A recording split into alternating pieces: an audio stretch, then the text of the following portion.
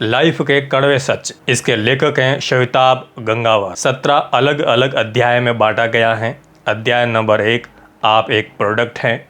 अध्याय नंबर 2, आप जानते हैं कि आप खास होना चाहते हैं। अध्याय 3, अस्वीकृतियों से क्या होता है। अध्याय 4, लोग बावले हैं। अध्याय 5, क्या नाकामियों से आप बिखर जाते हैं।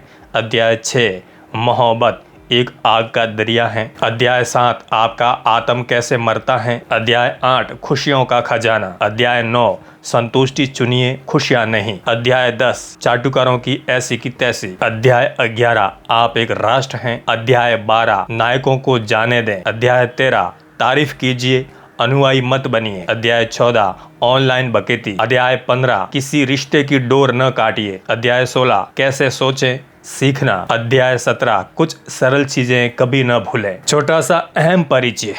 ये किताब नजरियों का संकलन है। ये किसी एक बकेती के बारे में कतई नहीं है। ये किताब आपको उपदेश देने के लिए नहीं है। ये आपको सोचने के लिए, उत्साहित करने के लिए लिखी गई है और इसलिए मेरी फक्कड़ वाली भाषा और ये लंठई भरा नजरिया अपनाया गया है। हालांकि किताब में उपदेश बहुत है, पर मैं चाहता हूँ आप एक बार इस पर सोचें जरूर। जरूरी बात यह है कि ये किताब आपको हर उस फालतू की चीजों से मुक्त करना चाहती है जिसे आप खुद से अनजाने से ही चिपकाए घूम रहे हैं और घुट भी रहे हैं, चाहे वो खुशी पाने के लिए तरीके हो या फिर आपकी जिंदगी से जुड़े लोग। ऐसी चीजें हर मामले में टांग अड़ाकर खड़ी होती है। चूंकि ये किताब आपको आजाद कराने को लेकर है, तो ये आपकी जिंदगी से जुड़ी कई मामलों पर बात करेगी। जब भी आप किसी बात से असहमत हो, तब उस मुद्दे को विस्तार से लिख डालें कि ऐसा क्यों है, आपके तर्क के पीछे वजह क्या है, और ऊपर वाले से प्रार्थना करें कि अपने तर्क को पढ़ते वक्त ऐसा न लगे कि आप इसलिए असहमत हैं क्योंकि आपके जज्बातों को ठेस पहुंच रही है। अध्याय 1, आप एक प्रोडक्ट हैं। तो दोस्तों, क्या हालचाल है। यह किताब असल में पगलूती की हद तक व्यवहारिक आइडियाज के बारे में है जो आपको दुनिया भर की बकेतियों से मुक्त कर देगी। सबसे पहले तो मैं ये कहना चाहता हूँ, जो लिखा है उसमें से बहुत सारी बातें तो आपके माँ बाप को आपको बतानी चाहिए थी। मैं आपको अभिभावकों के बारे में कुछ अल्लम गल्लम नहीं बोल रहा हूँ।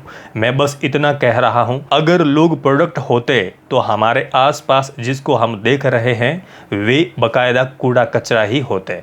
इसलिए साफ तौर पर कहें तो माँ बाप ने आपके कामकाज की सच में बड़े ही शाही अंदाज में बैंड बजाई है। चलिए आपका इस दुनिया से थोड़ा तारुफ करवाते हैं जहां आप लाए गए हैं। इस दुनिया को आपकी घंटा परवाह नहीं है। ये दुनिया ऐसे लोगों से भरी हुई है जो दोस्त, प्रेमी, शुभ चिंतकों के रूप में आपके आमने सामने आएंगे। वे भावुक चेप होंगे।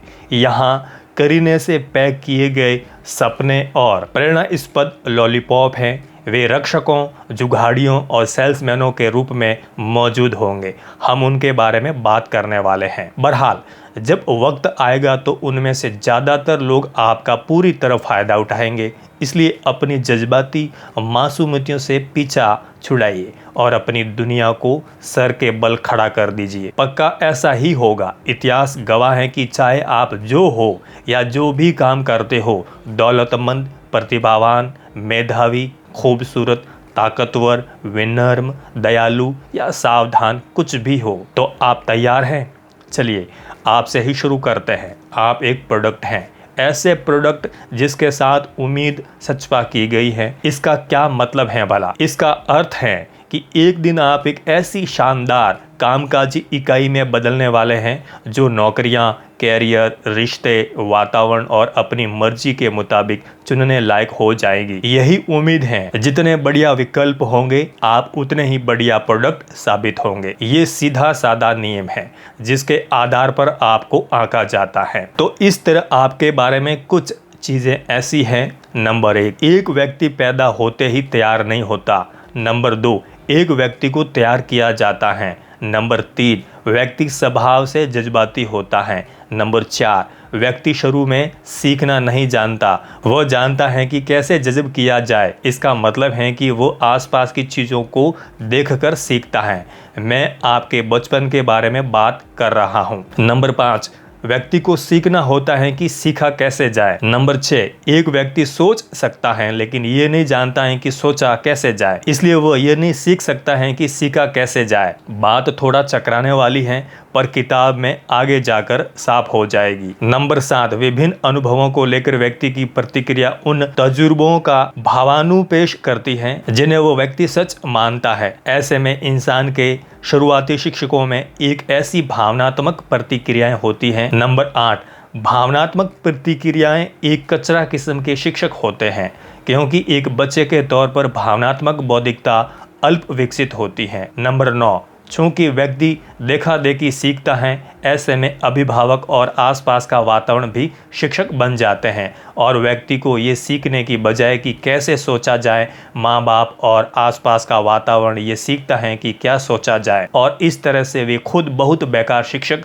साबित होते हैं। नंबर 10, ये सिखाकर कि क्या सोचना है, हम एक प्रोडक्ट को कैसे सोचना और सीखने से रोक देते हैं और जब ये व्यक्ति ये नहीं सीखता कि कैसे सोचें तो वो एक ऐसी शख्सियत के रूप में बड़ा होता है जो भ्रमित होता है और इस दुनिया से निपटने के तौर तरीकों से अनजान होता है। निष्कर्ष ये है कि इस बात की बहुत संभावना है कि इस प्रोडक्ट की बनने से पहले ही बैंड बज जाए। ये प्रोडक्ट आप है। कोई भी व्यक्ति पैदाइशी अहमक नहीं होता। ये बात आपने अपनी जिंदगी में कई बार कही होगी। लोग बेवकूफ होते हैं लेकिन कोई भी पैदाइशी मूर्ख नहीं होता। हम अनजाने ही बेवकूफ बनना चुन लेते हैं क्योंकि हमें कैसे सोचें इसके तरीके के बारे में बताया ही नहीं गया है। इस ज्ञान से महरूम लोग अनजाने में ही देखते हैं कि उन्होंने अपने माँ बाप, आसपास के वातावरण, लोगों और भावनात्मक प्रतिक्रियाओं से क्या सीखा है और उसे ही तथ्यात्मक अध्ययन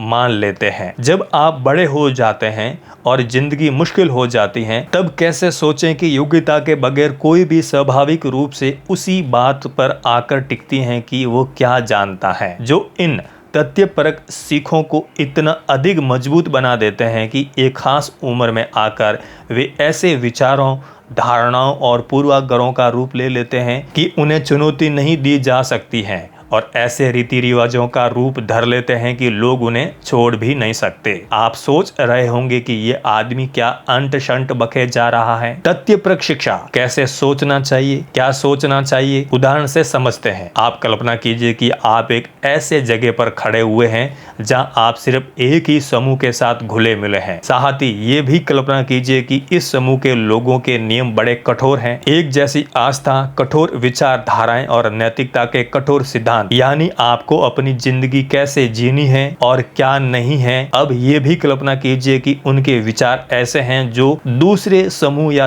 दूसरी आस्था या फिर महिलाओं को लेकर भी उतने उदार नहीं है। जब आप अपने बच्चों को बिल्कुल वैसा ही सोचना सिखाएंगे तो ये किसी को क्या सोचना है सीखना ही कहलाएगा। अगर आप ऐसी ही शिक्षाओं के साथ बड़े हुए हैं तो इन्हें ही तथ्यपरक शिक्षाएं कहा जाएगा क्योंकि ये आपको तो तथ्यपरक ही लगेगी, लेकिन जरूरी नहीं है कि ये तथ्यपरक हो भी। ये भय और लापरवाही पर आधारित होती हैं। इसलिए वक्त के साथ जब इनको जांच परख कर दुरुस्त नहीं किया जाता तब ये तथ्यपरक शिक्षाएं लोगों के लिए तथ्यपरक सत्य बन जाती हैं।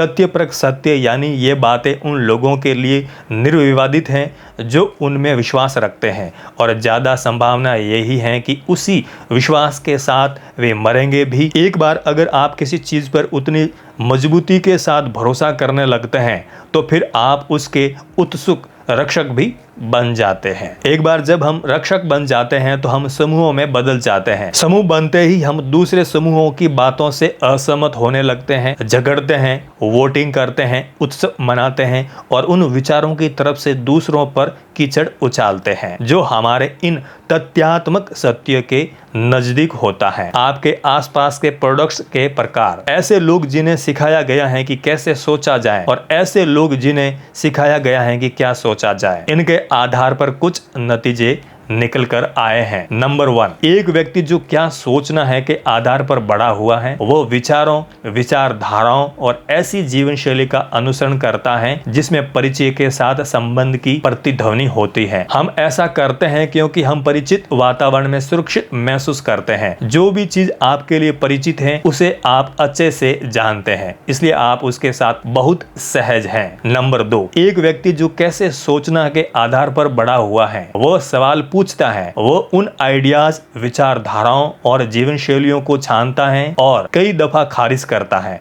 जो परिचय जैसी किसी संबंध की प्रतिध्वनि होते हैं। हालांकि परिचय सुरक्षित है लेकिन उनके उम्दा होने की कोई गारंटी नहीं है। नंबर 3, एक व्यक्ति जो क्या सोचना के आधार पर बड़ा हुआ है, वह अजनबी विचारों, चीजों या लोगों को लेकर खतरा महसूस कर सकता है जो उन्हें ऐसी चीजों की तरफ और धकेल देते हैं जिन्हें उनकी अधिक निकटता या परिचय हो। नंबर 4, एक व्यक्ति जो कैसे सोचना है के आधार पर बड़ा हुआ है, जब उसका सामना अजनबी विचारों या लोगों से होता है तो वो उन्हें समझने और उन पर विचार करने की कोशिश करता है। इसी के साथ वो मन में आई पहली छवि का विश्लेषण भी करते हैं, क्योंकि कैसे सोचने का अभ्यास मन में जिज्ञासा और खोजी प्रवृत्ति जगाता है। ऐसे में कोई भी अजनबी व्यक्ति, चीज या विचार उनके लिए वैचारिक खजाना बन सकता है।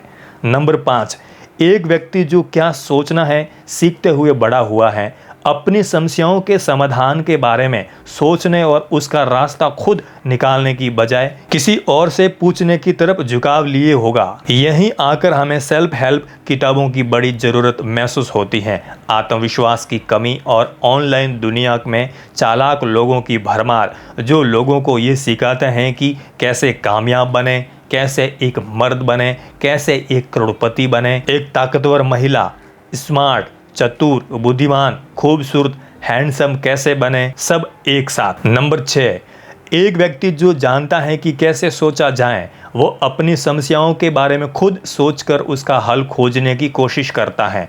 इसके लिए वो अपनी तर्क शक्ति का इस्तेमाल करते हुए अपना दिमागी संतुलन बनाए रखता है और अपने जीवन के कामकाज में भी सहज रहता है। अपने ज्ञान के फलक के विस्तार के लिए वे किताबें पढ़ते हैं, वीडियो देखते हैं और हर मुमकिन और उपलब्ध सूचना का इस्तेमाल करते हैं। उन्हें ज्ञान की जरूरत होती है क्योंकि ज्ञान से दृष्टिकोण हासिल होता है और कैसे सोचें इसकी पूरी बुनियाद ही इस बात पर निर्भर करती है कि कोई कितने किस्म के दृष्टिकोण हासिल कर सकता है।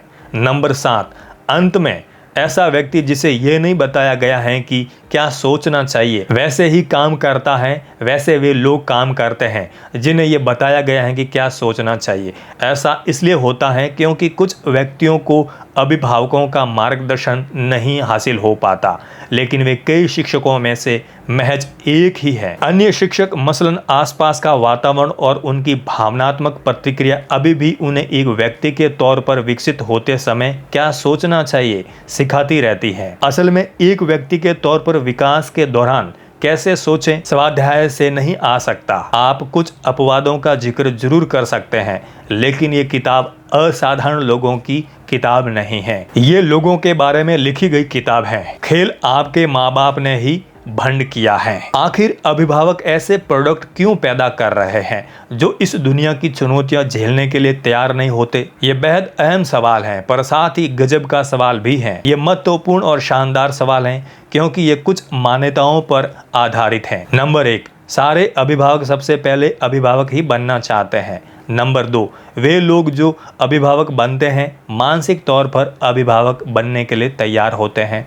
नंबर 3, वे लोग जो अभिभावक बनते हैं मानसिक तौर पर अभिभावक बनने के लिए सक्षम होते हैं। क्या आपको पता है कि बच्चा पैदा करने के पीछे कितने कारण होते हैं? लोग अभिभावक बन सकते हैं क्योंकि हो सकता है कि मर्द साथी स्खलित या लड़की ने किसी प्राचीन आदिकालीन इच्छा के वशीभूत होकर लड़के को बाहर नहीं निकलने का आदेश दिया या लड़के को लगा कि उसने तो बाहर निकाल लिया है, पर नतीजे कुछ और आए। लोगों को बच्चे होते हैं क्योंकि उन्हें बच्चे पसंद होते हैं, या उन्हें हाल ही में अपूर्णता का एहसास हुआ होता है, या उन्हें ये आशा होती है कि ये उनकी ज़िंदगी को एक बार फिर से किसी मकसद से बांध देगा। लोग बच्चे पैदा करते हैं क्योंकि वे उस उम्र तक पहुंच गए होते हैं जिसे समाज ने एक बच्चा पैदा करने लायक माना है। लोगों को बच्चे इसलिए भी होते हैं क्योंकि उन्हें अपनी शादी बचाए रखने के लिए ऐसा करना एक अच्छी रणनीति महसूस होती है, या दोनों में से कोई एक पार्टनर बच्चा चाहता है और दूसरा उसकी बात मान लेता है।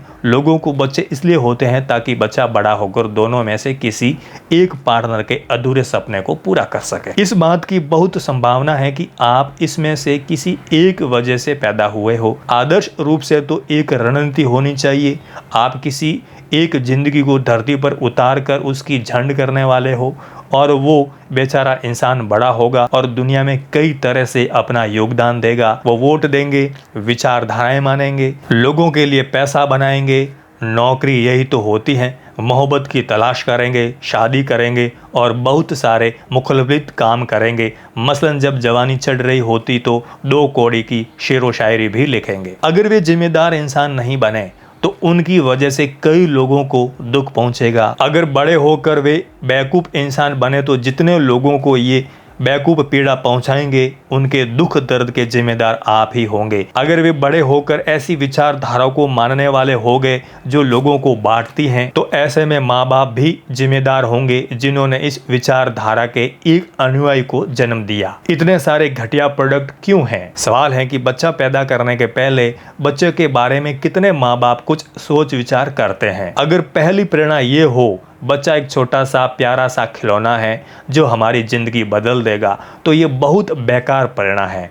बहुत मुमकिन है कि आप धरती पर एक और अहमक ला रहे हो। एक बच्चा खुद ब खुद बेहुदा चीज़ें नहीं पहचान पाएगा। अगर वे ऐसा करने के लिए काबिल नहीं होंगे तो कोई और इस चीज़ का इस्तेमाल करेगा और उन्हें अपना अनुयायी बना लेगा और वह कोई उस बच्चे का उतना ध्यान नहीं देगा जितना कि उसके माँ बाप दे सकते हैं। बदकिस्मती से अधिकतर मामलों में यही होता है। लोग अपने आसपास से, अपने माँ बाप से और अपनी अविकसित भावनात्मक बुद्धि से बेहुदा विचार सीख लेते हैं और इन्हीं के साथ वे इस दुनिया में प्रवेश करते हैं। अब एक और चीज़ है जिसे जवाबदेह प्रेरणा कहते हैं। मसलन हम एक इंसान पैदा कर रहे हैं, क्या हम मानसिक रूप से दुरुस्त और तैयार हैं ताकि हम एक ऐसा इंसान पैदा कर सकें जिसके लिए हम पूरी तरह जवाबदेह हो? अगर नहीं तो क्या हमें अपने विचारों, धारणाओं, दृष्टिकोणों और ज्ञान के बहुआयामी भंडार तैयार करने पर ध्यान नहीं देना चाहिए जो समय उस युवा की जिज्ञासाओं को शांत कर सकें और उसके व्यक्तित्व के संपूर्ण विकास पर असर डाल सके? जवाबदेह प्रेरणा का मतलब है माँ बाप का ये समझना कि बच्चे की शख्सियत की नींव रखे जाते समय उनका बहुत बड़ा प्रभाव पड़ेगा और बच्चे को तैयार करते समय पहले तो अभिभावकों को खुद को ही तैयार करना होगा। बदकिस्मती से इस मामले में इस घर के अभिभावक बहुत कमजोर हैं। तब क्या हर माँ बाप को जीनियस होना चाहिए? अरे नहीं, मैंने वो बात नहीं कही है। मुझे पता है कि अभिभावकों को 1000 काम करने होते हैं। उनकी नौकरी, रिश्तेदारियां, पैसों का इंतजाम और मकान की देखरेख, काम बहुत हैं। मुझे लगता है कि उन्हें इन सब के साथ टीवी भी देखना होता है, राजनीति पर बतियाना भी होता है, अंट बंट चीज़ें खरीदनी होती हैं, बच्चे का कमरा ठीक करना होता है, चाय पीनी होती है, झगड़े और बहस करनी होती है, बढ़ती उम्र से सामना करना है, झुर्रियाँ, उड़ते बाल, लिंग सिर्फ मूत्र विसर्जन के लिए रहने लगता है, फिर और अधिक खरीदारी, अपने माता पिता की सुननी होती है, अपने बॉस की सुननी होती है, अपने पार्टनर की सुननी होती है, सपनों को अलविदा कहना होता है, अपनी कम होती अहमियत और न जाने क्या क्या 1000 समस्याएं हैं गुरु। हाँ, थोड़ा तंज किया है ऊपर। कई मामलों में लोगों को लगता है कि उन्हें कुछ सीखने की जरूरत ही नहीं है क्योंकि उन्हें ये खुश फहमी होती है कि वे हर चीज जानते हैं। ये विचार बहुत खतरनाक है क्योंकि ये अपने बारे में जानकारी की खतरनाक किस्म की कमी से आता है। इसलिए उन्हें ऐसा गुमान होता है कि वे अपने बच्चों को दुनिया के बारे में किसी भी किस्म की जानकारी दे सकते हैं, पर सच्चाई कुछ और है। अधिकतर अभिभावकों को अपनी बेहूदगी का जरा भी इल्म नहीं होता क्योंकि जब वे बड़े हो रहे थे तब किसी ने उन्हें ये नहीं बताया कि कैसे सोचा जाए। मुख्तसर ये कि वे दार्शनिक नहीं थे। परफेक्ट माँ बाप महज सिनेमा में होते हैं। आदर्श रूप से परफेक्ट माँ बाप कुछ ऐसे होते हैं। नंबर 1, बेहद बुद्धिमान।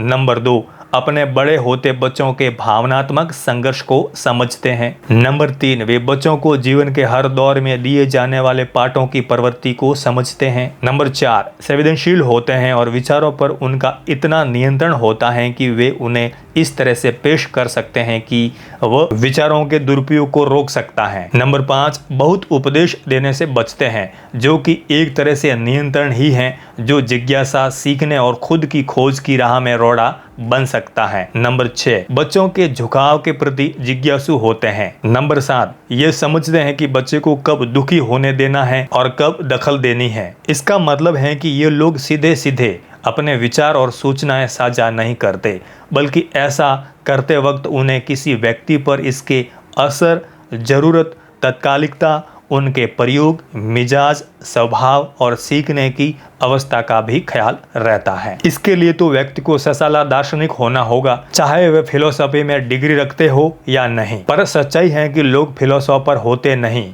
ऐसे में ऐसे परफेक्ट माँ बाप असल में या तो अपवाद होते हैं या सिनेमा में पाए जाते हैं। बेहुदा अभिभावकों के कूड़ मगज लक्ष्य। वास्तविकता ये है कि हम आमतौर पर अभिभावक बनने की उसी परंपरा में फंसते हैं जो बहुत चलन में है। जैसे बच्चे को ऐसी दुर्घटनाओं से बचाओ जहां वो अपनी ही जान न ले लें, कोई उसे मार न दे या वो खुद को चोट न पहुंचा बैठे। उन्हें खिलाओ, प्यार करो और उनको अनुशासन में रखो। उन्हें पढ़ाओ और शिक्षित बनाओ। उन्हें सजा और प्यार देकर सही और गलत के बारे में सिखाओ।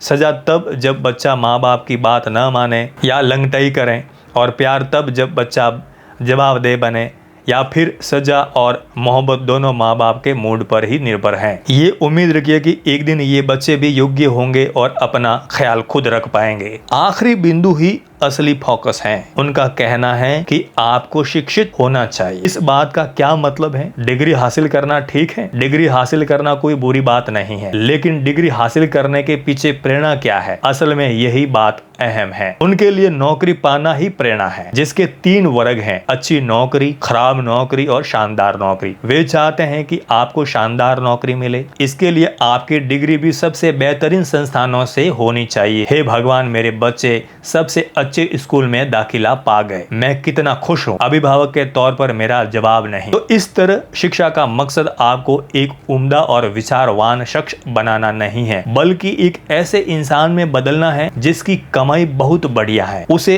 ऐसा लगता है कि अमीर इंसान की जिंदगी बेहतरीन होती है। आपके परिवार वाले आपके साथ अच्छा बर्ताव करेंगे। आपके चारों ओर का समाज और आपके आसपास के विपरीत लिंगियों के बीच आपकी इज्जत होगी। तो इस बात को सीधे नहीं नकारा जा सकता कि आखिर क्यों वे आपके रुतबे को ऊंचा देखना चाहते हैं। इसकी सबसे बेवकूफ़ी भरी बात यह है कि इसमें सिर्फ रुतबे के बारे में सोचा जाता है, शख्स के बारे में नहीं। अगर रसूखदार शख्स की बात है तो इसमें दोनों का विकास होना चाहिए। रुतबा तो सामाजिक रूप से गढ़ी गई पहचान है, जिसमें निजी पहचान को हटाकर इस रुतबे को जोड़ दिया जाता है। इसलिए रुतबा या रसूख से शख्सियत तय नहीं होनी चाहिए, बल्कि शख्स को ही ये तय करना चाहिए कि उस रुतबे का वो क्या करेगा और इस रुतबे के बारे में वो क्या सोचता है। ऊंची मंजिलें हासिल करने वालों की मिसाल लीजिए, जो अपने पेशे या नौकरी से नफरत करते हैं। पैसा, उपलब्धि और कामयाबी होने के बावजूद वे जो भी कर रहे हैं उसे लेकर बहुत दुखी हैं, क्योंकि इस रुतबे के साथ अपने अस्तित्व का या संतुष्टि का भाव नहीं आता। ऐसी चीजें अधिक गहरी और अधिक व्यक्तिगत होती हैं। आपके माँ बाप आपको दुनिया के सबसे अच्छे प्रोडक्ट के रूप में तैयार करना चाहते थे। उन्होंने एक कार की तरह तकनीकी, अकादमिक और कौशल के हिसाब से आपको तैयार किया ताकि आप दौड़ में बने रह सकें। इसमें इंसानी गुणों का कोई जिक्र नहीं हो पाया। अपने बच्चों के लिए अधिकतर अभिभावकों का लक्ष्य होता है कि वो जीवन में बड़ी कामयाबी हासिल करें। अगर उनके मन मुताबिक वो लक्ष्य हासिल कर लिया जाता तो वे खुद को सर्वश्रेष्ठ माँ बाप मानते हैं। पर इसमें सबसे बड़ा बेवकूफाना ये होता है कि अगर आप कामयाब हुए तो वे ये भी मान बैठते हैं कि उन्होंने आपको दुनिया से निपटना भी सिखा दिया है। यही सब गुड़ गोबर हो जाता है। है। अगर आप उन लोगों में से एक हैं जिनके माँ बाप ने कभी कोई काम करने का दबाव नहीं डाला, उन्होंने आप पर कामयाबी हासिल करने के लिए जोर नहीं दिया, या ऐसी ही कोई और बात नहीं कही और आप जो करना चाहते थे वो करने दिया। मैं ये नहीं कह रहा हूँ कि ऐसे माँ बाप जो अपने बच्चों को कुछ करने का जोर देते हैं वे शैतान हैं। मैं ये कहना चाहता हूँ कि ये माँ बाप की जिम्मेदारी है कि वे आपको एक क्षमतावान, कार्य सक्षम व्यक्ति के रूप में विकसित होने दें और एक विचारवान व्यक्ति भी बनने दें। क्या उन्होंने ऐसा किया? माँ बाप जबरदस्त एक्टर होते हैं। किसी भी प्रकार का सीखना जिसमें आपकी सोच का शून्य निवेश शामिल है केवल नकल पैदा करता है। विचार पैदा करने और खुद को बेहतर बनाने के लिए आपको सूचना लेकर उसको अपने दिमाग में विश्लेषित करना होगा। जब परवरिश के तरीके भी अभिभावकों के मन में खुद से, उनके अपने विचारों से और सोच से नहीं आते तो वो भी महज सीखी हुई चीजों की नकल ही होते हैं। इसका मतलब है कि वे एक ऐसा किरदार निभा रहे होते हैं जो उनके विचार से एक अभिभावक का होना चाहिए। किरदार एक सख्त अभिभावक का हो सकता है, एक ऐसा जीनियस व्यक्ति जो हर चीज के बारे में जानता है, या फिर ऐसे इंसान का जो बहुत बहादुर है और करीब करीब हीरो ही है। ये कुछ भी हो सकता है, लेकिन जब ऐसा होता है तो बच्चों के लिए कठिन समय में अपने अभिभावकों की मदद लेना काफी मुश्किल हो जाता है। यहाँ प्यार तो है, लेकिन ये रिश्ता बच्चे और उस किरदार के बीच में है, असली इंसान के साथ नहीं। अभिभावक ऐसा क्यों करते हैं? इसकी कुछ वजह है। एक वजह ये हो सकती है कि किरदार निभाने से उन्हें अपनी सारी निजी परेशानियां और कलेश आपसे छुपाने की सुविधा हासिल हो जाती है। कोई आपसे उम्र में बड़ा है, इसका ये मतलब नहीं है कि उन्होंने जिंदगी को समझ लिया है। अधिकतर मामलों में बड़े लोग वे बच्चे होते हैं जो उम्र दराज हो गए हैं। उम्र की संख्या के साथ परिपक्वता, बुद्धिमत्ता और ज्ञान को जोड़ना बंद कीजिए। वे बुजुर्ग हैं, इसलिए बुद्धिमान भी होंगे। ये एक ऐसी बेवकूफ़ी भरी बात है जिसे हम अमूमन मानते ही आए हैं। एक अन्य वजह है अभिमान। ऐसे मामलों में जहां अभिभावकों का एकमात्र ध्यान इस बात पर होता है कि बच्चा काबिल बन जाए, ऐसे में वे जो भूमिका निभाते हैं वो भी ऐसी हो जाती हैं जो बच्चों से असाधारण और मेधावी प्रदर्शन की उम्मीद रखने लगते हैं। इस भूमिका को निभाने में बच्चा इनके ईगो की परछाई बन जाता है। बच्चे के भावनात्मक और निजी विकास पर शायद ही कभी ध्यान दिया जाता है। हाँ, प्यार होता जरूर है, पर ये उपलब्धियां और उत्कृष्टता की मांग में दिखाई देता है। इस मामले में जिम्मेदारी का वो भाव गायब होता है जो बच्चे को एक अच्छा व्यक्ति बनने में मदद करने में दिखनी चाहिए। एक अन्य वजह कि आखिर क्यों अधिकतर अभिभावक इन बेवकूफी किरदारों के खोखले खोले से बाहर नहीं निकल पाते हैं, क्योंकि वे ये मान ही नहीं पाते हैं कि बच्चों का व्यक्तित्व उन चीजों से बनाया जा रहा है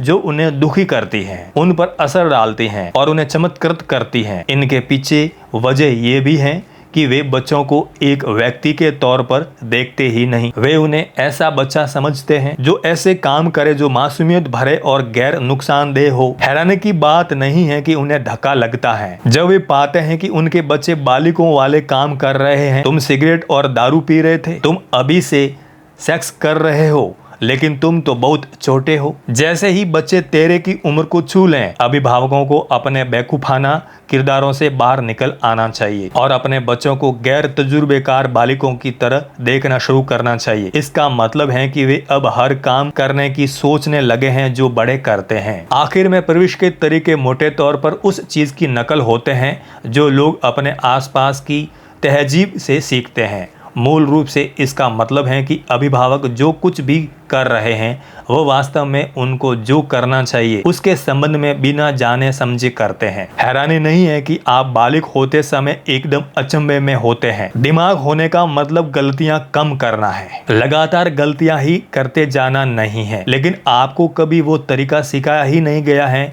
जो आपको सुरक्षा दे सके। ऐसी गलतियां पकड़ लें जिससे परेशानियां, दुख और पीड़ा पैदा होते हैं। आपको हर चीज से खुद ही निपटने के लिए छोड़ दिया जाता है। नतीजन आप खुद परिपक्व होते हैं जिसे एक ऐसी दुनिया का सामना करना है जो आपको आपका आत्म मूल्य और आपकी कुल कीमत बताती है और ऐसे लोग जिन्हें आप चाहते हैं आपको खारिज कर देते हैं, तब आपको अपने आत्म सम्मान के साथ समझौता भी करना होता है। आप अपनी असुरक्षाओं से भरे होते हैं और भगवान जाने किन मापदंडों के साथ आप अपनी तुलना करते हैं, और आखिरकार नाकामी, दिल टूटने और इच्छाओं के नकारे जाने से आप नकारात्मक भावनाओं से भर जाते हैं। हाँ, ये बर्ताव आप खुद के साथ करते हैं, दुनिया यही बर्ताव आपके साथ करती है और हर किसी के साथ ऐसा ही बर्ताव करती है। इसलिए बिना वक्त गंवाए आइए हम सब खुद को बेहतर साधनों, विधियों और तरीकों से लैस करें, ताकि आपके साथ हुई, आपके साथ हो रही और आपके साथ होने वाली इस चिचोर पत्ती को हटाकर उसे खत्म किया जा सके। अध्याय 2। आप जानते हैं कि आप खास होना चाहते हैं। कुछ चीजों को पहले साफ कर देते हैं। खास बनने का विचार हम में से तकरीबन सभी को है, किसी को ज्यादा तो किसी को कम। उत्साहित कर देता है। ये बहुत सामान्य बात है। ईमानदारी से बताइए, आप जानते हैं कि कुछ मौके पर विशेष दिखने को लेकर आपकी अपनी फसातियां हैं। आपने अपने मन में एक ही मीटिंग और बातचीत के अलग अलग दृश्य तैयार किए होंगे, उन्हें मन में कई दफा चलाया होगा और उन सभी में आपने खुद को केंद्र में रखकर जबरदस्त डायलॉग भी मारे होंगे। आपने ऐसे दृश्यों की कल्पना की होगी जिसमें आपने खुद को खास वरदान के साथ जन्मा हुआ सोचा होगा, जिसके बारे में आपको लगता होगा कि उससे आपकी सारी इच्छाएं पूरी हो जाएगी। आपने अभिलाषा की होगी कि एक दिन आपके आसपास का हर कोई आपसे कहेगा कि आप बेजोड़ हैं और आपसे उसी तरह बर्ताव भी करेगा। आपने उन लोगों के बारे में दिव्य स्वप्न देखे होंगे जिन्हें आप प्रभावित, पसंद और आकर्षित करना चाहते हैं कि वे आपके दोस्त या प्रेमी बनना चाहते हैं, क्योंकि आप इतने प्रभावशाली जो हैं। आखिर में किसने करोड़पति होने के सपने नहीं देखे होंगे। आप ऐसे ही खास बनते हैं। आपके मुताबिक खास होने का मतलब होता है खास पैदा होना। आपको ये बताया जाना कि आप खास हैं, आपके साथ ऐसा बर्ताव किया जाना जैसे कि आप खास हैं, और अमीर होना भी।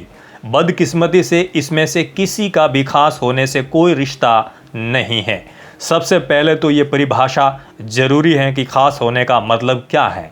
बचपन में ऐसे मौके रहे होंगे जब आपने इन चीज़ों में से किसी का एक का अनुभव किया होगा। क, आपसे किसी ने कहा होगा कि आप खास हैं। ख, आपसे किसी ने कहा होगा कि आप कोई खास नहीं हैं। घ, आपके खास होने या न होने का कोई जिक्र ही नहीं हुआ होगा। अगर आपके अभिभावकों ने आपसे कभी कहा है कि आप खास हैं, तो अपने दिमाग से उस बात को फौरन अभी तुरंत धो पोंछ कर निकाल फेंकिए। अगर आपसे ये कहा गया है कि आप कोई खास नहीं हैं, तब नहीं, आपके माँ बाप कोई जीनियस नहीं थे, और ये बात भी सिरे से गलत ही है। आखिर में अगर आपके घर में किसी ने आपके खास होने का कोई जिक्र न किया हो, तो इस बात की संभावना है कि आपके मन में ऐसा सुनने की इच्छा अभी शेष होगी। क्योंकि हम में से हर एक या तो चाहता है या फिर ये मानता है कि अगर मैं ये करूँ तो इससे मैं खास बन जाऊँगा, या फिर ये इच्छा करता हूँ कि काश ये सिर्फ मेरे पास होता तो मैं बहुत खास बन जाता। पर आपको ये समझने की जरूरत है कि खास होना कमाया जाता है। अगर आपसे पूछा जाए कि वो कौन सा वक्त था जब आपने खुद को विशेष महसूस किया था, तब आप शायद ये सोचे कि जब लोग आपके लतीफे पर हंसे थे, किसी कोशिश पर आपकी तारीफ की थी, या जब सोशल मीडिया पर आपके पोस्ट के सामान्य से कहीं अधिक लाइक बटोरे थे। तो आज की पीढ़ी के लिए ये बात सच्चाई से कहीं अधिक करीब होगी।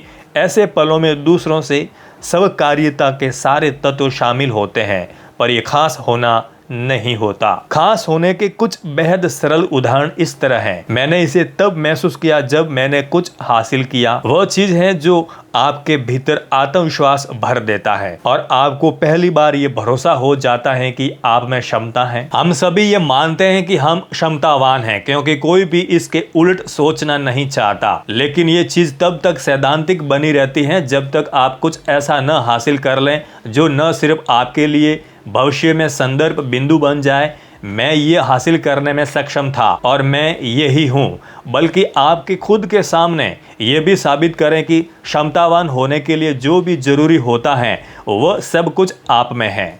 मुझे यकीन है कि मैं जिसमें भी दिमाग लगाऊंगा उसे हासिल कर सकता हूँ। खास होना उस विश्वास का तमगा है जो आप खुद अर्जित करते हैं। यह आपको बहुत सरल लग रहा होगा, लेकिन यह विचार आपके जीवन की धारा बदल देगा। हर एक उपलब्धि आपको बताती है कि आपने कोई चीज रची है या उसमें प्रवीण हो गए हैं। इसका मतलब है कि आप न सिर्फ ज्ञान हासिल करते हैं, बल्कि आप अनुशासन, कड़ी मेहनत, ध्यान केंद्रित करने और प्राथमिकताएं तय करने की आदतें विकसित करते हैं। ऐसी आदतें जो आपको जिंदगी के हर पहलू में मदद करेगी। इनमें सबसे अव्वल बात यही है कि उपलब्धियां से अपार आत्मविश्वास पैदा होता है। मैं ये कर सकता हूँ क्योंकि मैं पहले भी कर चुका हूँ।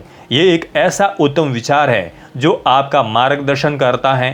साथ ही उपलब्धियों के साथ और कई अवसर साथ चलकर आते हैं और समाज की नजरों में आपका रुतबा भी बढ़ता है। अब आप बजाय किसी पूर्वाग्रह के या क्रोधवश किसी बच्चे को ये समझाने की कल्पना करें कि तुम बहुत खास हो या तुम खास नहीं हो, इसका जिक्र बिल्कुल ही नहीं करना भी उतना ही बुरा है, क्योंकि ये किसी व्यक्ति के मन के भीतर पैदा एक इच्छा को पूरी तरह नजरअंदाज करना भी होता है। इसका कोई मतलब नहीं कि आप उनसे क्या कहते हैं। अपनी दौड़ में किसी न किसी बिंदु पर उन्हें खास महसूस होने की जरूरत तो होती ही है। अगर आप इसे एक परिभाषा में बांध सकें, किसी और मोड़ सकें और उन्हें तैयार कर सकें कि जो वो चाहते हैं उसे अर्जित कर सकें, तो आप उन्हें बरसों के भरम, शर्मिंदगी, खुद पर खुद की लगाई, कम तरीके, एहसास की भावना, मूर्खतापूर्ण कामों और अपनी कमजोरियों पर ध्यान केंद्रित करने जैसी चीजों से बचा लेंगे। इसकी बजाय आप उन्हें एक ऐसा नजरिया देंगे जो ता जिंदगी उनके काम आएगा। बहरहाल किसी एक काम या घटना से विशेष होने की उपलब्धि पूरी जिंदगी के लिए हासिल की जा सकती है। इसमें बहुत जल्दी अतीत की वस्तु होने का गुण होता है। 15 साल की उम्र में हासिल किया सम्मान 15 साल की उम्र के लिए ही काम का है। वह न 20 की उम्र में काम आएगा, न 25 की उम्र में। खास महसूस करने के लिए आपको तैयार रहना होगा और खुद को एक नहीं बल्कि कई लड़ाइयों के लिए तैयार महसूस भी करते रहना होगा। साथ ही उपलब्धियां का मतलब किसी टूर्नामेंट या प्रतियोगिता में जीती कोई ट्रॉफी नहीं होता। उपलब्धियां निजी भी हो सकती हैं। मसलन एक नई भाषा सीखना, उसका भी परिणाम किसी स्टेज पर कुछ जीतने जैसा ही होता है। इससे आपको ज्ञान, आत्मविश्वास, उपयोगी आदतें मिलेगी और ये आपके लिए मौके मुहैया कराएगा, जिससे लोगों की नजरों में आपका रुतबा बढ़ेगा। कोई भी उपलब्धि सार्वजनिक या निजी अपने आप में अनूठी होती है। ऐसे में सैंडविच बनाने या ऑमलेट बनाने को उपलब्धि नहीं माना जाता। हालांकि इस मामले में सिर्फ ट्रोल करने के लिए कुछ लोग मुझसे अलहदा राहें रखेंगे। यहाँ तक कि अपनी सारी जिंदगी में सैंडविच बनाना या ऑमलेट बनाना कभी भी आपके लिए उपलब्धि नहीं मानी जाएगी, जब तक कि आपके लिए कोई विश्व स्तरीय सैंडविच निर्माता या एक्सपर्ट लिखित मानपत्र न दें कि आपके सैंडविच दुनिया में कहीं भी और बनाए गए सैंडविचों से काफ़ी अलग हैं और इस मामले में आपके सैंडविच को आम नहीं बल्कि खास सैंडविच माना जाएगा और तब इस सैंडविच बनाने को एक उपलब्धि माना जाएगा। खास ऐसे नहीं बनते। अपने मन में इस बात को खास तौर पर बैठा लीजिए कि अगर दूसरे लोग आपको अपनी जिंदगी के एक क्षण के लिए पहचानते हैं, आपको भाव देते हैं, तो इसका मतलब ये नहीं है कि वे आपको विशेष समझ रहे हैं। आप इस बात को खास होना समझ रहे हैं क्योंकि आप अपने बारे में शायद ही कभी अच्छा सोचते हैं। इसका मतलब है कि आपने कभी भी सोच विचार कर खुद को बेहतर महसूस कराने का कोई तरीका नहीं खोजा है। आपके जहन में खुद को अधूरा समझने का जो बोझ टंगा है ना, उसी की वजह से किसी ने मोहब्बत से पगे दो बोल क्या बोल दिए, आप उसे विशेष बर्ताव की तरह लेते हैं, जबकि असलियत यह है कि ऐसा कुछ भी नहीं होता। लड़के उस लड़की को तुम स्पेशल हो कहते हैं जिसके साथ उन्हें सेक्स करना होता है। मुद्दा यह है कि अगर आप खुद को स्पेशल महसूस करवाने के लिए किसी दूसरे पर निर्भर करते हैं तो ये आपकी ज़िंदगी का कायदा बन जाएगा, फिर ये आदत में बदल जाएगा और उसके बाद तकरीबन जानलेवा ज़रूरत। उनके बड़े दिल की बेशक तारीफ करिए, खास तौर पर तब तो बिल्कुल करिए जब उनके अल्फाजों के पीछे उनका कोई और मकसद न छिपा हो, और अगर कोई छिपा हुआ मकसद हो तो आप उनके जज्बातों की कदर करें। अगर ये काम से जुड़ा हो तो उससे प्रेरणा हासिल करें, पर उनके मकसदों से सावधान रहें। मामला चाहे जो हो, खास होने का एहसास होने का अधिकार अर्जित किया जाना चाहिए और ये सिर्फ आपको देने का हक होना चाहिए। ये किसी और के पास नहीं होना चाहिए, क्योंकि नंबर 1, दुनिया शायद उनके विचारों से इत्तेफाक न रखें। नंबर 2, दुनिया से व्यवहारिक उम्मीदें रखने से आप अधिक आत्मनिर्भर होंगे और दूसरों के मीठे बोलों पर कम निर्भर रहेंगे। इससे आप लोगों को खुश करने की अपनी लगातार कोशिशों से बच पाएंगे, जिसमें अगर आप नाकाम रहते हैं तो आपको बड़ी शर्मिंदगी होती है। नंबर 3, अगर आपको ये बताने के लिए कि आप खास हैं किसी और की जरूरत होती है तो आपने इसे कमाने के लिए अपने दिमाग में कुछ किया ही नहीं है। दूसरे लोग लंबे वक्त तक आपको खास नहीं महसूस करा सकते। ऐसे लोग भी हैं जिनके जहन में उपलब्धियां हासिल करने या सीखने और अपनी जिंदगी में काफी तरक्की करने के बाद भी खास या स्पेशल होने का कोई भाव नहीं है। ऐसा इसलिए होता है क्योंकि उन्होंने ये सब किसी के सामने कुछ साबित करने के लिए किया होता है। ये उनके अभिभावक, समाज, शिक्षक कोई भी हो सकते हैं। इसको प्रेरित करने के लिए दबाव, प्रतिस्पर्धा, संस्कृति, बाकी सब चीजें काम करती हैं। बस वे खुद नहीं होते। उनकी जिंदगी इस सिद्धांत पर काम करती है कि उपलब्धियां और बेहतरीन प्रदर्शनों का मतलब उन लोगों को खुश करना होता है जिन्हें उन्हें खुदा का दर्जा दे रखा है। अगर वे मुझसे खुश हो जाते हैं तो इसका मतलब है कि मैं खास हूँ। उनकी जिंदगी ऐसे चलती है। नंबर 1, मैं जो भी करता हूँ मैं दुनिया के सामने ये साबित करने के लिए करता हूँ कि मैं इसे कर सकता हूँ, बुनियादी तौर पर दुनिया में स्वीकार्यता के लिए। नंबर 2, इसके ठीक बाद ये दुनिया वाला लफ्ज हट जाता है और इसकी जगह ले लेते हैं ऐसे लोग जो व्यवहार और प्रदर्शन के लिहाज से आपके आदर्श होते हैं, ऐसे मॉडल जिनकी तरफ आप देखते हैं। इसलिए जो भी मैं कर रहा हूँ मुझे ऐसा करना चाहिए कि मैं उनको प्रभावित कर सकूं।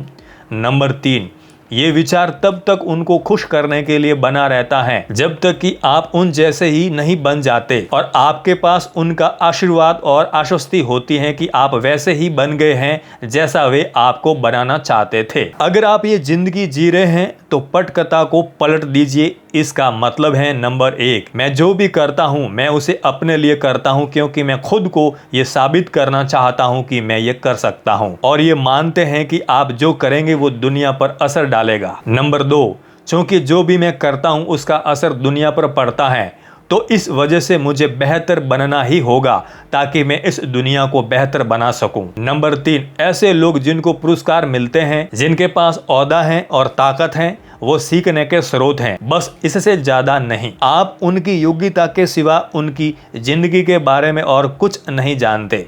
इस बात की तारीफ कीजिए कि उनके पास वो योग्यता है और वे उसे वहीं छोड़ दें। जब वे लोग सिर्फ आपकी तारीफ करते हैं, आपको बधाई देते हैं और आपके प्रयासों की सराहना करते हैं, तब आपको ये बात जरूर समझनी होगी कि ये आपकी तारीफ के काबिल काम पर सामान्य प्रतिक्रिया है और आप इसके पूरी तरह हकदार हैं और ये किसी फरिश्ते ने आपके ऊपर कोई उपहार नहीं किया है। आप उनके बर्ताव के लिए उनका एहसास मान सकते हैं और इसे किसी और तक बढ़ा सकते हैं, लेकिन अगर आप इस पर ऐसा लेबल चस्पा कर देंगे कि इसी वजह से आप खास हैं, तब खास महसूस करने की वो ऊंचाई आपकी पीठ पर पड़ी उस थपकी एक प्रशंसा, अपने बारे में अच्छा महसूस करने के लिए प्रशंसा के एक शब्द पर निर्भर हो जाएगी। ऐसा करके आप खामोशी से खुद को एक ऐसी मानसिक दुर्घटना के लिए तैयार कर रहे हैं जब आप इन शब्दों का उल्टा सुनेंगे। उस दिन जब आपकी पीठ पर थपकी नहीं पड़ेगी बल्कि आपको एक कठोर टिप्पणी का सामना करना पड़ेगा, जब तारीफ नहीं होगी, एक बुरा रिमार्क चस्पा किया जाएगा, आपके लिए प्रशंसा नहीं बल्कि आपके प्रदर्शन को लेकर आपको खारिज किया जाएगा। ये एक मालिक और नौकर के बीच के रिश्ते जैसा है। इनमें से कोई भी दूसरे के बगैर खास नहीं है। मालिक अपने विशेष रुतबे के लिए नौकर की मौजूदगी पर निर्भर है और नौकर अपने मालिक की 2-4 मीठी बातों पर। बहुत सारी उपलब्धियां हासिल करने वाले अधिकतर लोग खास महसूस करने के लिए दूसरों से मिली तारीफ पर निर्भर रहते हैं। उनके लिए सच्चाई ये है कि आप पहले से स्पेशल हैं किसी ने भी आपको इस नजरिए से सोचना नहीं सिखाया। किसी ने भी आपको ये नहीं सिखाया होगा कि खास होने का असल मतलब क्या है, और किसी ने भी उन लोगों को भी नहीं सिखाया होगा जिन्होंने कुछ खास उपलब्धियां हासिल नहीं की हैं। कुल मिलाकर खास होने के लिए खुद व्यक्ति का होना जरूरी है, किसी और का नहीं। कोई भी अपनी आंखें बंद करके खुद से पूछ सकता है, मैं खास क्यों हूं, मैंने अपनी जिंदगी में क्या किया है, और स्पष्ट उत्तर मिल जाता है। अगर आप खुद में असंतुष्ट महसूस करते हैं तो आपके पास इसे कमाने का विकल्प है। कोई इसे आपको दे नहीं सकता, आपको इसे कमाना ही होगा, लेकिन उसे कमाना ही सबसे मुश्किल हिस्सा है। इस उत्तर से भागने का जवाब है कि हम प्यार में खास होने की तलाश करते हैं, तारीफ भरी टिप्पणियां चाहते हैं और सोशल मीडिया और दोस्तों के बीच ध्यान खींचना चाहते हैं, क्योंकि हम जानते हैं कि हम अपनी ही नज़रों में स्पेशल नहीं हैं। इसलिए हम कम से कम दूसरों के मुंह से कहलवाना चाहते हैं कि हम उनकी नज़रों में खास हैं। एक बार आपको इसका इल्म हो गया तो आपका खास होना दूसरों की तारीफ और स्वीकार्यता से निकलकर पूरी तरह आपके अपने हाथों में आ जाएगा। तब खास होना कौशलों का समूह बन जाएगा, और खास महसूस करना एक ऐसी अनुभूति है जो एक कौशल में कुशलता हासिल करने के बाद जीवन में आई तब्दीली से आती है। अध्याय 3, अस्वीकृतियों से क्या होता है। अस्वीकृतियां जीवन का हिस्सा हैं। आप जिन्हें चाहते हैं वो आपको खारिज कर सकते हैं, और प्रतियोगिता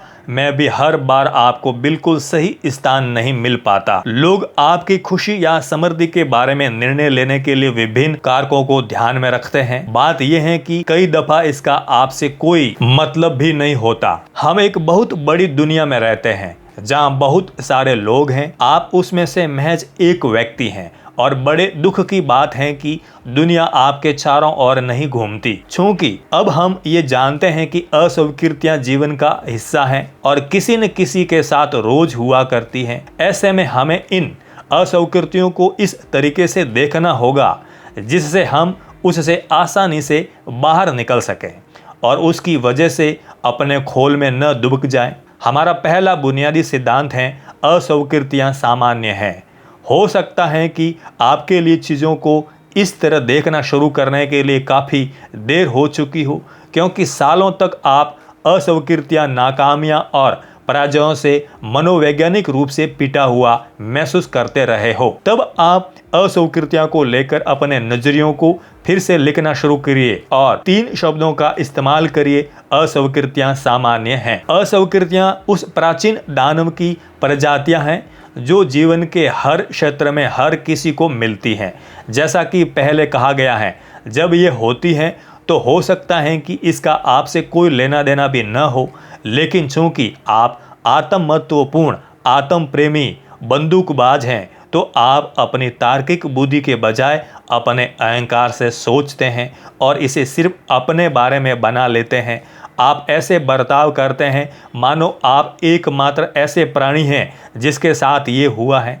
इसलिए एक बार फिर अस्वीकृतियां सामान्य हैं। चीज़ों को इस तरह से देखना शुरू कीजिए, ऐसा हर किसी के साथ होता है। किशोरावस्था में अस्वीकृति बदतर होती है। हालांकि अस्वीकृतियां आपके साथ जीवन भर चलती रहती हैं, पर शुरुआती जीवन में अस्वीकृतियां का बड़ा निष्ठुर प्रभाव पड़ता है।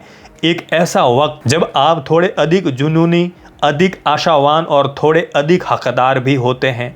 ये आपके शुरुआती स्कूली दिन हो सकते हैं, जब एक अध्यापक जिनकी निगाह में आप हमेशा आना चाहते हो, वो किसी न किसी तरह आपकी बगल में से निकल जाते थे, मानो आप कोई अनचाहे विज्ञापन हो, या फिर एक ऐसा व्यक्ति जिसे आप पसंद करते होंगे, या दबंग या करिश्माई शख्सियत। उस तजुर्बे से एक ही भावना उठती है, क्या मैं उनके लिए आदर्श था? दूसरे के ऐसे बर्ताव के एवज में आपके मन में कोई तार्किक व्याख्या नहीं मिलती और आप अपने अभिभावकों के सामने भी इस बारे में बात करने से शर्मिंदगी महसूस करते हैं। अगर आप बात करते भी हैं तो वे लोग इस मौके को आपके दिमाग में एकदम ऊंचे दर्जे का कचरा भरने के लिए मुफीद मानते हैं।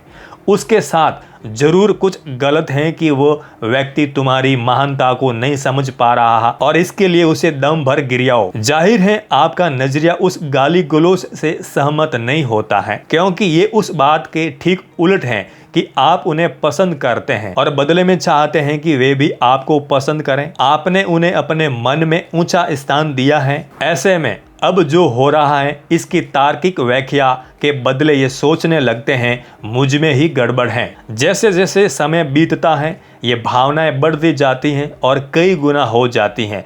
आप स्कूल में किसी कार्यक्रम, स्पोर्ट्स टीम, वाद विवाद, नाटक में नहीं चुने गए। कोई कूल सीनियर छात्र आपको तवज्जो नहीं देता और इनमें से सबसे भयंकर बात तो यह है कि आपका क्रश जो सबसे लोकप्रिय या सबसे खूबसूरत है, जिसमें हर किसी की दिलचस्पी है और जिसके बारे में सब बात करते हैं, उसने आपको नोटिस ही नहीं किया है।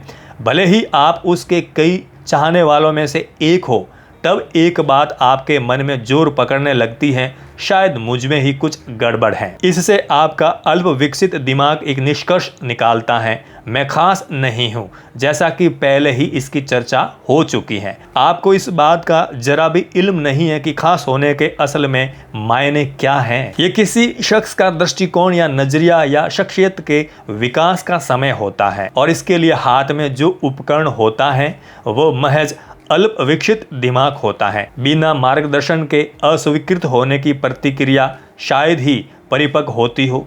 दिल टूटना, कोई अवसर खो जाना और अकेलापन आपको महसूस करवा सकते हैं मानो ये दुनिया का अंत हो। इसलिए आपकी निर्भीकता, निडरता, ताकत और कमजोरी के आधार पर आप इस बात को लेकर निर्णय लेते हैं कि इस आवाज़ का क्या करना है। मैं खास नहीं हूँ। सारांश ये है कि आपको बुरा लगता है क्योंकि आपको किसी ने कहा नहीं कि यारा ये अस्वीकृति वगैरह घंटा कुछ नहीं होता। ये बहुत ही सामान्य बात है। आपका दिमाग असल में ये जानता ही नहीं है कि जज्बातों को उत्पादक ढंग से कैसे प्रोसेस किया जाए। इसके नतीजे वाकई विध्वंसक हो सकते हैं। अस्वीकृतियों से प्रेरणा हासिल करना वैसे कोई बहुत बढ़िया आइडिया नहीं है। अस्वीकृतियों के बहुत सारे नतीजे में से 3 कुछ ऐसे हो सकते हैं।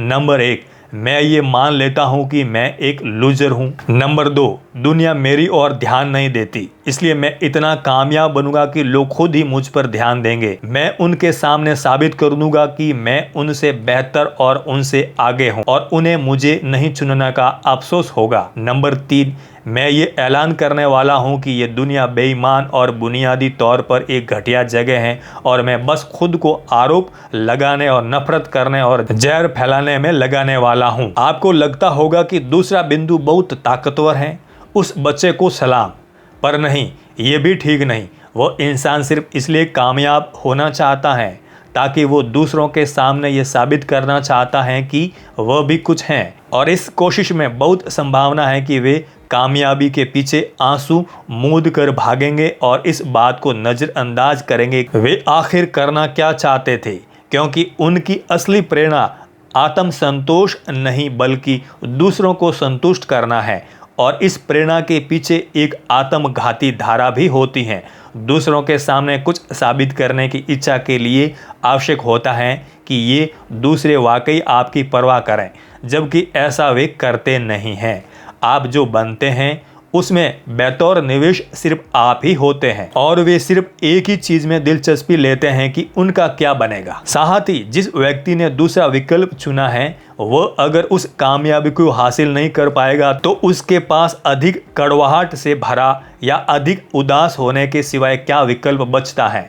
चलिए मान लेते हैं कि वे इस कामयाबी को हासिल कर लेते हैं, तो इस बात की संभावना कितनी है कि ये दूसरे इससे संतुष्ट हो जाएंगे। क्या होगा अगर जिनके सामने आप अपनी श्रेष्ठता साबित करना चाहते हैं वे ही आपसे अधिक कामयाब हो जाएं? तो क्या हताश होकर बाल मुड़वा लेंगे आप? ये सोचना कैसे सोचना चाहिए कि आइडिया के ठीक उलट हैं, क्योंकि एक स्थान पर आकर खुद आपका दिमाग और आपकी आयु आपको आत्म निरीक्षण करने की ओर धकेल देंगे और इस तरह के विकल्प और कामयाबी की तलाश एक अस्तित्वगत संकट के लिए प्रमुख तत्व बन सकते हैं। समय के साथ आप जो भी करेंगे उस पर एक कड़वी और खबती जल्दी छड़ा देगा, क्योंकि आपने अब तक जो शख्सियत बनाई है वो दूसरों के सामने खुद को साबित करने पर निर्भर है। इसमें आप स्वतः यानी आप खुद ज्यादातर या पूरी तरह अनभिज्ञ होते हैं, क्योंकि आपका दिमाग उन लोगों की तरफ देखने के लिए प्रशिक्षित हो चुका होता है जिनको आप संतुष्टि हासिल करने के लिए सम्मान देते हैं। ऐसे लोग जो ये जान लेने के योग्य हैं कि वे जीवन से क्या चाहते हैं, वही महानता की तरफ बढ़ते हैं और वे खुद के सामने साबित करते हैं कि वे जो भी करते हैं उसमें बेहद उम्दा है। समय के साथ उन्हें ये इल्म होता है कि उन्हें किसी की स्वीकृति की ज़रूरत नहीं है, क्योंकि जो वे चाहते हैं वही करने पर उन्हें एक मकसद हासिल होता है और उस मकसद को पूरा करना उन्हें संतुष्टि और अर्थपूर्ण जीवन प्रदान करता है।